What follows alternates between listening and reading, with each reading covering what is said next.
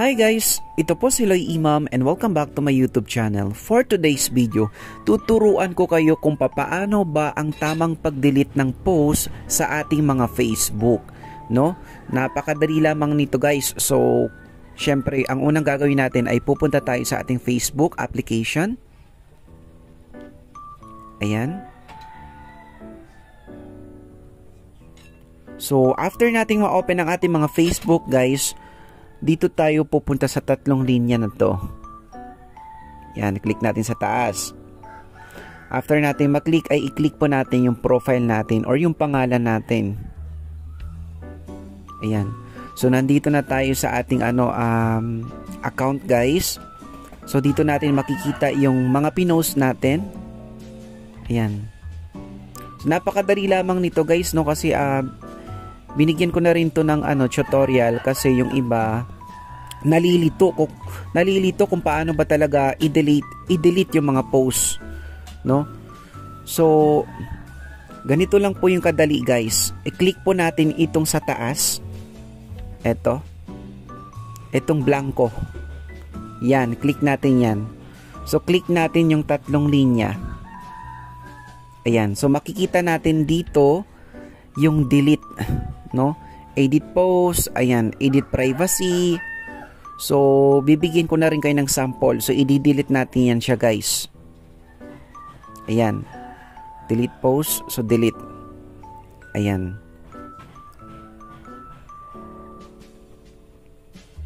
Actually, automatic na yun siya na-delete, guys. So, wag po kayong mag-delete dito guys. Wag nyo pong i-click tong tatlong linyang ito guys, no? Wala kayong makikitang diyan, delete post. No, wala kayong makikitang delete post diyan. Ayan, wala po kayong makikitang delete post or delete. Ang makikita nyo lang diyan is move to trash. Itong move to trash na to ay hindi po yan automatic na ma-delete guys. So makikita pa rin yan sa inyong mga timeline ng inyong mga friends. So after 30 days pa yan siya ma-delete. So mali po ang dito kay karamihan kasi dito pumupunta sa move to trash, no? Mali po yun siya guys. Kung gusto niyo automatic na ma-delete kaagad, doon kayo pumunta sa itinuro ko sa inyo kanina. So paano naman kung yung mga share post natin? So kung mga share post natin, same lang din ng process. Click po natin itong blanco sa taas na ito, sa gilid ng ating pangalan. Yan, sample. Ayan. So click natin yung tatlong linya at tatlong tuldok. Ayan. So ayan, delete post or delete. Click natin yung delete.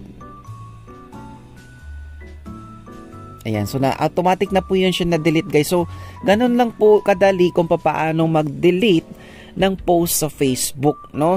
Actually napaka-basic lang nito guys. So kung nakatulong ang video ito sa inyo, please paki-subscribe and paki-like na rin. So again, ito po si Loy Imam. Maraming salamat and see you to my next video. Bye-bye.